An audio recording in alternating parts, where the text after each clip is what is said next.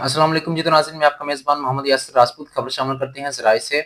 इस्लामाबाद दरियाए चनाब पर हेड खानकी के मुकाम पर पहली मरतबा 10,01,480 क्यूसेक पानी का गुज़र रिकॉर्ड किया गया है। हालांकि इस हेड वर्क्स की डिज़ाइन करदा गुंजाइश सिर्फ 8 लाख क्यूसेक है। एनडीएमए के मुताबिक शदीद सैलाबी दबाव की वजह से हेड खानकी के हाइड्रोलिक ढांचे को नुकसान पहुंचने का खतरा लाहक है। वज़ीर-ए-आज़म की हिदायत पर एनडीएमए तमाम रेस्क्यू सरगर्मियों की निगरानी कर रहा है। अवाम को हदायत दी गई है कि हिफाजती इक़दामात पर सख्ती से अमल करें, मकामी इंतजामिया की हिदायत को तरजीह दें, इमदादी टीमों के साथ राब्ते में रहें और सैलाब-ज़दा इलाकों में गैर ज़रूरी सफ़र से इज्तनाब करें। याद रहे कि इससे कबल सबसे बड़ा रेला 2014 में आया था, जिसमें 9,48,000 क्यूसेक पानी गुजरा था।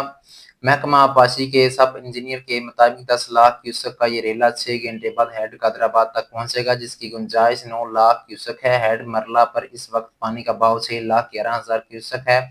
कमिश्नर गुजरांवाला ने बताया कि हेड कादराबाद की इस्तेदाद 9 लाख क्यूसेक है, इसलिए पेशगी इंतजामात मुकम्मल कर लिए गए हैं। पानी की बड़ी मिकदार पहुंचने से कबल ही दरियाए चनाब में हिफाजती शिगाफ डालने की तैयारी की जा रही है, ताकि नुकसान कम से कम हो।